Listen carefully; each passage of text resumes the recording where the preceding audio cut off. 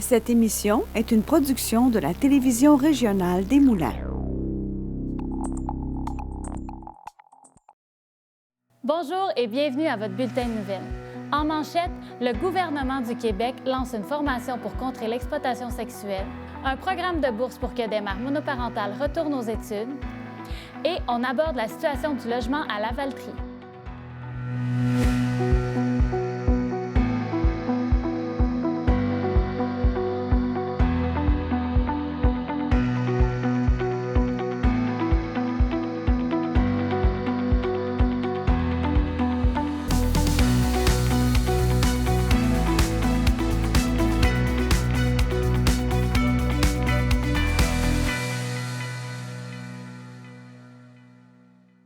Une projection du documentaire « Ma cité évincée » a été présentée à Lavaltrie mardi dernier.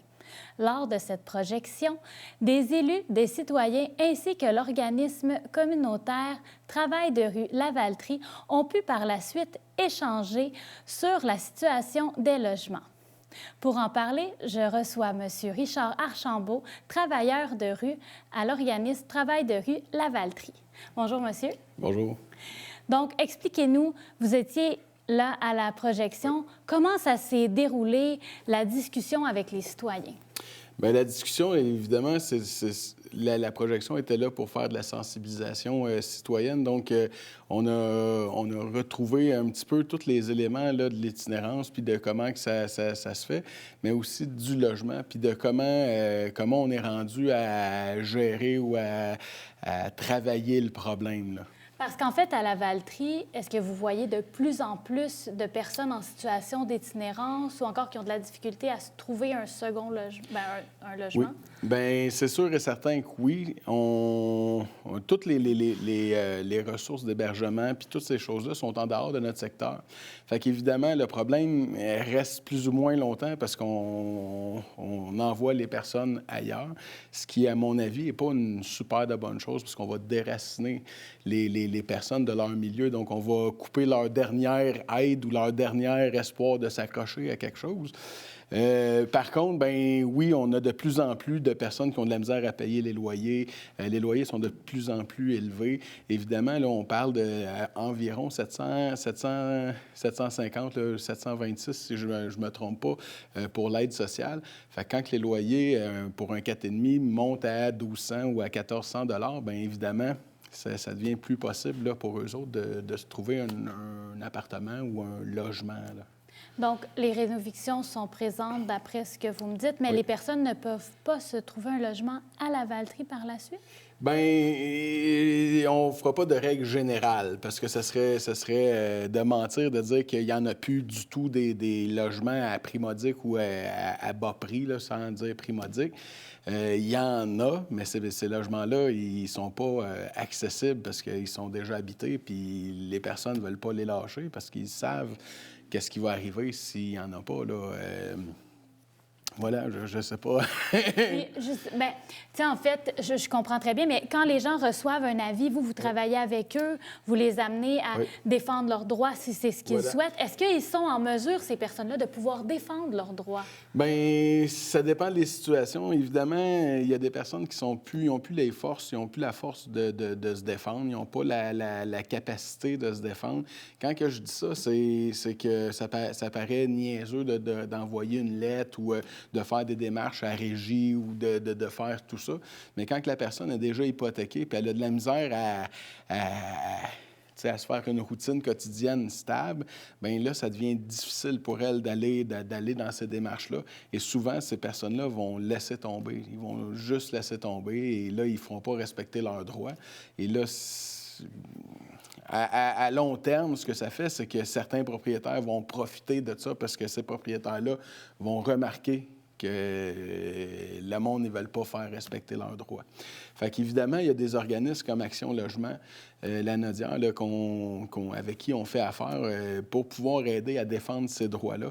Mais comme j'expliquais hier, bien, on essaie, nous autres, en travail de rue, de vraiment aller au rythme de la personne puis avec ce que la personne veut. Fait que si elle ne se sent pas capable de passer au travers, bien, c'est sûr qu'on va y parler qu'elle a des droits. On va essayer de l'encourager à aller défendre ses droits, mais des fois, ce n'est pas la solution qu'elle va décider. Puis là, on va l'accompagner dans ces autres solutions-là.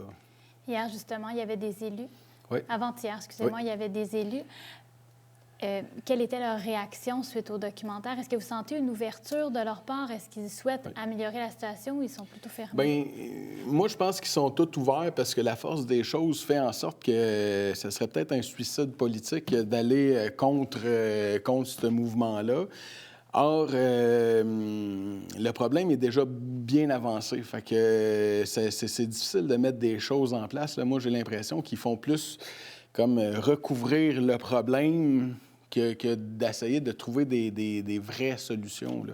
Dans le documentaire, par exemple, il parlait qu'à un moment donné, CARE, on louait tout un motel. Et là, la madame, la réalisatrice, elle dit « Oui, mais qui a convaincu ces personnes-là de le faire? » Et là, lui, il dit « C'est l'argent. » Oui. CARE, c'est un organisme à Montréal qui vient en aide aux personnes en situation d'itinérance ou qui ont des difficultés à se loger. Juste pour les situer, oui, pour excusez-moi, le CARE.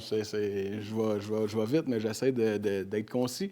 Donc, ils ont loué un hôtel à 100% du prix de l'hôtel. Fait qu'évidemment, c'était environ 20 000 par jour que cet hôtel-là recevait. Si on regarde les fonds, oui, on était dans l'urgence, oui, mais si on prend le même argent puis on achète cet hôtel-là plutôt que de le payer par mois, bien, on est capable de faire un organisme qui, dans l'avenir, va en continuer à aider plutôt que de juste comme recouvrir le problème, pas qu'il paraisse, puis dilapider un peu les fonds publics. Alors là, je me fais un coach d'estrade, comme on dit. Là, c'est sûr et certain qu'il y a plusieurs problématiques, puis je ne voudrais pas être dans leur position parce que la problématique est grande, selon moi. Là. On sait qu'il y a le projet de loi 31 aussi, qui va être voté imminemment. Oui. Craignez-vous ce projet de loi ou au contraire, vous voyez ça de bon augure? Je le crains déjà. On voit déjà les répercussions un peu de ce projet de loi-là. Évidemment, bien, c'est un projet de loi qui enlève encore des droits aux locataires. Je ne peux pas aller plus loin que ça. Je veux dire, pour moi, c'est surtout dans le temps où on est présentement, c'était pas le temps d'enlever des droits aux locataires qui ont de la difficulté à faire respecter leurs droits encore aujourd'hui. Oui, la Régie du logement est là, mais ça devient vraiment compliqué. Il y a des priorités, il y a des ci, il y a des ça.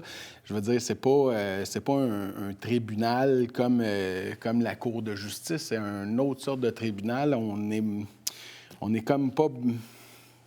Fait que, une fois qu'on a passé un peu par la Régie du logement, c'est pas quelque chose qu'on veut refaire, t'sais. D'autant plus que même si je gagne contre mon propriétaire, bien, les autres propriétaires savent que j'ai emmené un propriétaire à Régie. Fait que je vais avoir de la difficulté encore à aller me chercher des logements. Mais tu sais, c'est pas... légalement, ça apparaît pas nulle part, mais dans la vraie vie, dans le quotidien, bien, ça l'apparaît, là. Fait que c'est difficile d'aider ces personnes-là parce que... Je comprends très bien. Là, ça sera pas... C'est un gros dossier. Oui. C'est pas prêt d'être réglé. Il y a beaucoup de travail à faire encore. Oui. Monsieur Richard Archambault, merci beaucoup d'avoir été avec nous aujourd'hui. Je rappelle, vous êtes intervenant à Travail de rue Lavaltrie. Oui, travailleur de rue, c'est ça. Merci.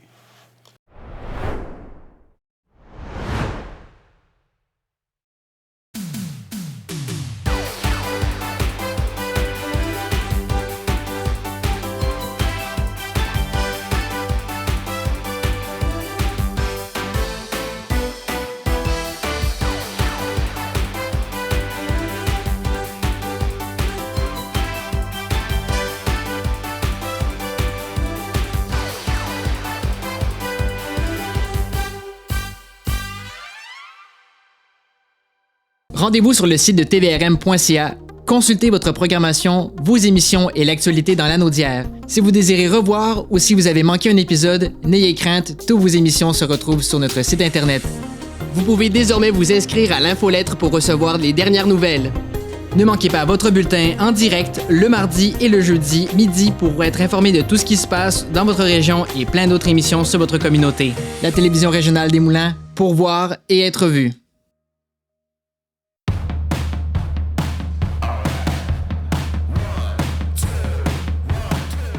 Vous êtes fan d'événements culturels et de tout ce qui se fait localement, l'émission Les Arts-la-Naudière est l'émission que vous devez regarder à chaque semaine parce que non seulement on vous présente des artistes locaux, mais également toutes les activités culturelles qu'on peut faire en solo, en duo, en famille et entre amis. Bienvenue à Les Arts-la-Naudière.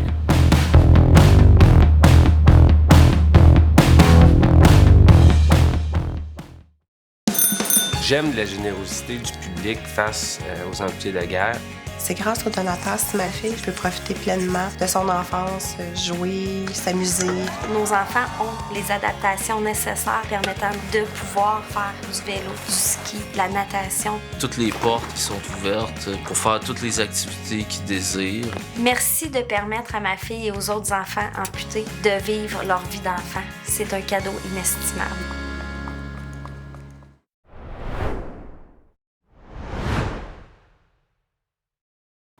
Chaque année depuis 20 ans, le magasin Solidarité rallie plusieurs partenaires afin d'offrir du matériel scolaire aux familles défavorisées de la MRC Les Moulins. Le 19 février était l'heure du bilan pour l'année scolaire 2023-2024. Notre journaliste Charles Lantier y était.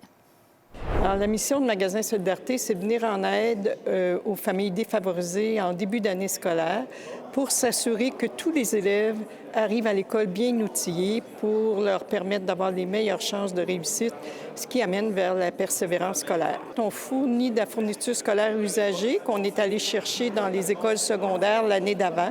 On s'entend que c'est de la fourniture scolaire usagée qui est encore en très bon état. Et on remet des bons d'achat aux parents. Les bons d'achat, c'est les gens viennent nous voir. Ils nous amènent les choses qu'ils ont payées. Là. Ils ont souvent un genre de bill là, qui indique le montant qu'ils doivent payer à l'école, les choses qu'ils ont achetées, à quel endroit qu'ils peuvent les acheter.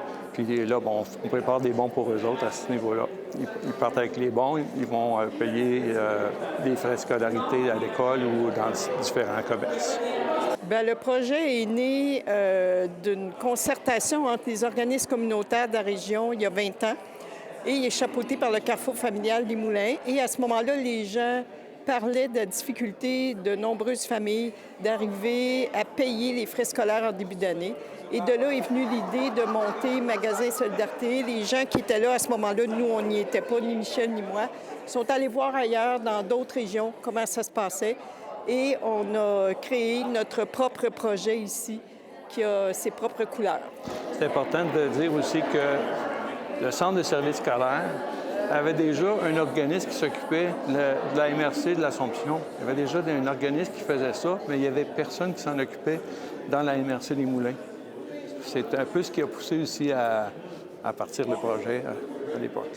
Cette année, ce qui est de spécial, c'est qu'on va lancer notre 20e édition. Alors, on est en train de réfléchir à peut-être un caractère particulier que pourrait tenir cette 20e édition-là. Et on va jaser avec les gens qui vont être ici aujourd'hui.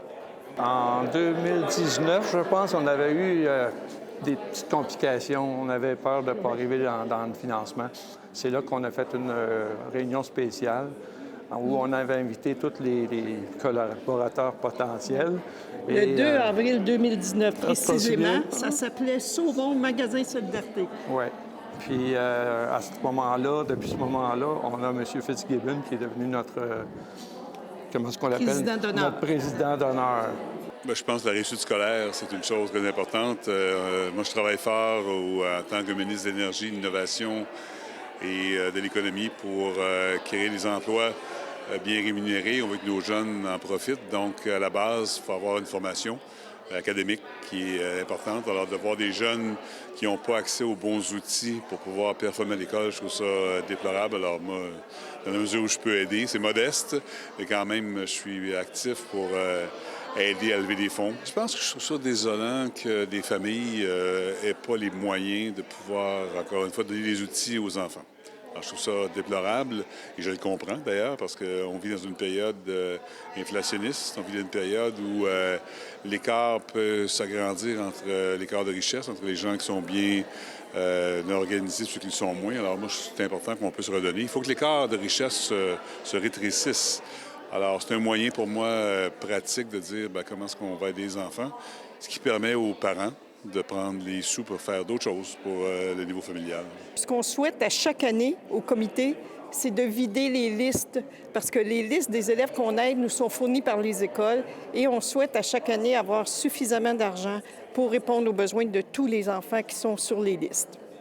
Et les gens qui sont ici et toutes les personnes qui ont été nommées, c'est donc des gens qui le font par valeur, par croyance et non par obligation. Et c'est la beauté du geste de ce qu'on célèbre aujourd'hui, le fait que autant de gens dans notre communauté souhaitent s'assurer qu'aucun des élèves, et je répète, dont j'ai la chance d'être le directeur général dans le centre de services scolaires, se présente au travail sans ces outils.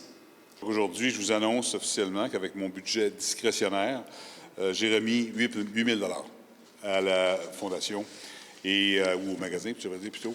Et pour notre 20e édition, je souhaite de tout cœur qu'on puisse battre notre record. Et si je peux aider d'autres façons, il y a d'autres sociétés que je peux aider aussi, que je connais bien, pour aider à augmenter le nombre de familles qu'on va aider, je vais clairement être au rendez-vous. Cette année, on avait un montant d'environ 70 000 $ disponible pour aider nos élèves et on a remis environ, là, parce que ce n'est pas à chiffre près, là, 52 000 $ qui ont été remis aux enfants.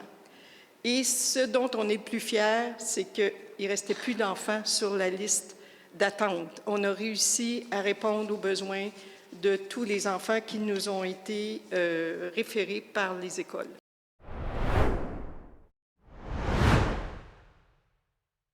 Les productions vidéo Don Quichotte. Une vidéo pour votre entreprise. Un studio tout équipé, spécialisé. Vos valeurs, votre organisme. Nous avons aussi le service de drone qui vous permettra de prendre des plans de vue les plus spectaculaires. Ainsi que notre service de streaming web pour prendre vos directs. Rapide, unique, Don Quichotte. Créons ensemble la vidéo qu'il vous faut. Du nouveau à TVRM. Regardez toute la programmation en continu sur tvrm.ca/en direct. Que vous soyez fan de musique, de culture ou d'actualité, ne ratez pas cette chance de suivre les événements et les personnalités de votre région. Je m'appelle Jasmine, j'ai une amputation à la jambe gauche et j'adore faire la planche à neige. J'ai un grizzly sur ma prothèse parce que quand j'ai vu le dessin, j'ai comme vraiment fait « Wow, il me le faut sur ma prothèse ». Quand les gens me demandent c'est quoi qui est arrivé à ta jambe, je leur dis que je suis née comme ça. Puis je leur dis que c'est pas ce qui m'empêche de faire le sport que j'aime. C'est vraiment grâce aux amputés de guerre si je peux faire de la planche à neige. Donc ce que j'aimerais dire, c'est un gros merci. Rendez-vous sur le site de tvrm.ca. Consultez votre programmation, vos émissions et l'actualité dans l'anneau d'hier. Si vous désirez revoir ou si vous avez manqué un épisode, n'ayez crainte, toutes vos émissions se retrouvent sur notre site Internet. Vous pouvez désormais vous inscrire à l'infolettre pour recevoir les dernières nouvelles. Ne manquez pas votre bulletin en direct le mardi et le jeudi midi pour être informé de tout ce qui se passe dans votre région et plein d'autres émissions sur votre communauté. La télévision régionale des Moulins, pour voir et être vue. Fibre E, une toute nouvelle émission que j'aurai le plaisir d'animer et qui aura pour but de vous dévoiler le portrait d'entrepreneurs d'ici.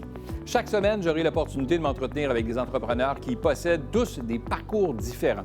On découvrira ensemble les diverses facettes de leur personnalité, leur motivation, les défis et bien sûr la passion qu'ils ont pour l'entrepreneuriat.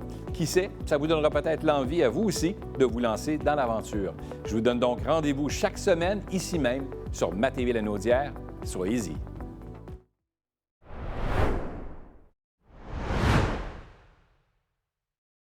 L'exploitation sexuelle des mineurs est une problématique qu'on voit en ville comme en banlieue. Le gouvernement du Québec a mis en place une nouvelle formation intitulée « Contrer l'exploitation sexuelle, c'est l'affaire de tous ». Pour en parler, je reçois la députée des Plaines, Mme Lucie Lecourt. Bonjour, Madame. Bonjour. Donc, pouvez-vous nous expliquer un peu de quelle façon est née cette formation? En fait, on va faire un petit historique rapide parce que cette formation-là elle découle d'une des mesures du plan d'action que le gouvernement a mis en place, plan d'action qui fait suite aux recommandations d'une commission spéciale transpartisane qui s'est déroulée pendant 18 mois entre 2019 et mi-2020 à peu près, à la commission sur laquelle je siégeais, j'en suis devenue la présidente en cours de route. On a remis le document à la fin de 2020, donc décembre 2020, on a déposé le document et de ce document-là est découlé un plan d'action 21-26. Une des mesures du plan d'action, parce qu'il y en a quand même 38 mesures, c'est justement d'informer par le biais d'un outil, d'un coffre à outils bien comblé en réalité, d'informer toutes celles et tous ceux qui sont susceptibles de croiser sur leur chemin ou de rencontrer ou de parler ou d'intervenir auprès d'une victime d'exploitation sexuelle, qui sont évidemment des mineurs. Pouvez-vous nous parler un peu, parce qu'on dit qu'il y a 9 thèmes, quels sont ces thèmes qu'on retrouve à travers la formation? Oui, cette formation, comme je l'ai dit, elle s'adresse vraiment à l'ensemble des intervenants, que ce soit au niveau scolaire, au niveau communautaire, au niveau policier, même dans les hôpitaux. Hein, on sait qu'il y en a qui peuvent se ramasser malheureusement à l'hôpital, puis qui vont... Ils veulent pas parler, hein, ils veulent pas dire qu'elles sont exploitées sexuellement, parce que pour des mineurs, c'est pas ça, là. C'est pas ça le problème. Le problème, c'est elles, c'est vraiment... C'est complexe, hein, tout ce qui tourne autour de l'exploitation. Alors, il faut que les intervenants puissent détecter les signes. Qu'est-ce qui fait que cette personne-là, on vient de comprendre, en parlant un petit peu avec elle, là, qu'elle est victime d'exploitation sexuelle. Puis dans la formation, justement, il y a plusieurs thèmes. Il y a qu'est-ce que c'est l'exploitation sexuelle? Qui sont les victimes d'exploitation sexuelle? C'est quoi le marché de l'exploitation sexuelle? Comment il s'est développé ce marché-là?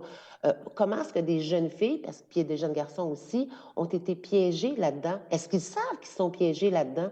Donc, c'est plusieurs thèmes comme ça. Il y a 9 thèmes sur les mythes, les croyances autour du proxénétisme, parce que on a déterminé que ce n'était pas de la prostitution juvénile, c'est de l'exploitation sexuelle des personnes mineures. Donc, l'ensemble du coffre à outils tourne autour de ces thèmes-là, puis les gens se l'approprient. Ça a été mis en place par le CIUS, c'est-à-dire de la capitale nationale.